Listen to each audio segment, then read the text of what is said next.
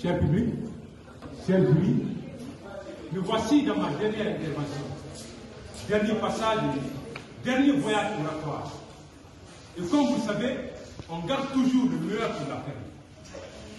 Vous savez que les premiers seront les derniers et les meilleurs partent toujours en premier. Chers adversaires, dans cette ultime épilogue, permettez-moi de devenir votre proctologue. Je vous mets le doigt là où ça fait mal.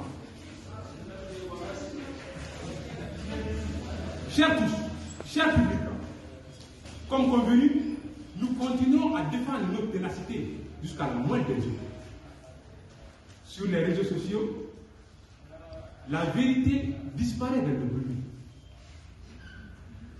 Et le mensonge prospère comme une ombre invisible, prête à manipuler ceux qui ne veulent pas voir.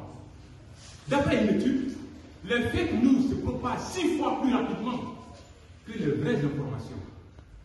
Source, Mosaïque Crystal TV. Et à l'Institut Restyle, dans la formation des journalistes en 2024, il a été dit que les utilisateurs de TikTok et de Twitter ont beaucoup plus de mal à évaluer la véracité des informations, suggérant une très forte désinformation sur ces plateformes. Source, FRStatista.com. Même les fondateurs des réseaux sociaux admettent qu'ils sont envahis par la désinformation, si eux-mêmes le reconnaissent. Pourquoi persistez-vous autant? En 2016, novembre 2016, le PDG de Facebook, Mark Zuckerberg, a abordé une question de désinformation publiée sur Facebook et a proposé des solutions pour y remédier. Source npk.org.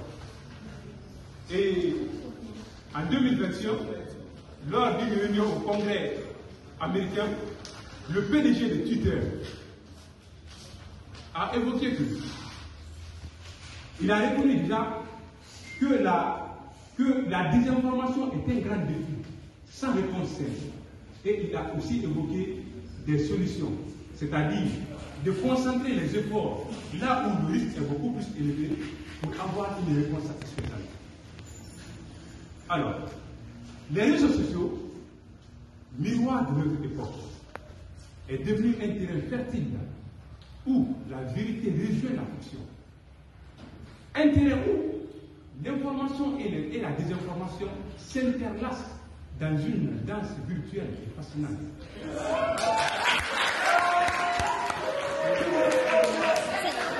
Un terrain dans lequel, cher public, un terrain dans lequel nous nous demandons, dans cette tornade numérique, peut-on encore faire la différence entre le bien et le mal, le vrai et le faux? Ça, c'est citoyen. C'est vraiment une question. Alors, chers amoureux de la vérité, je sais que je suis en face d'un public qui est amoureux de la vérité, qui accepte la vérité et des jurys qui sont à la quête de la vérité.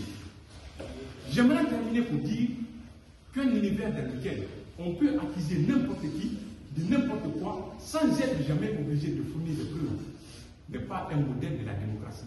Ça, c'est un processus. Nous nous proposons alors que les réseaux sociaux soient d'abord interdits aux jeunes moins de 18 ans.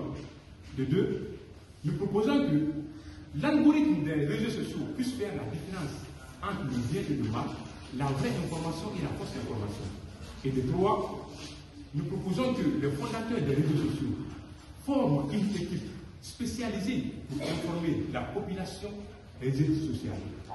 Je vous remercie.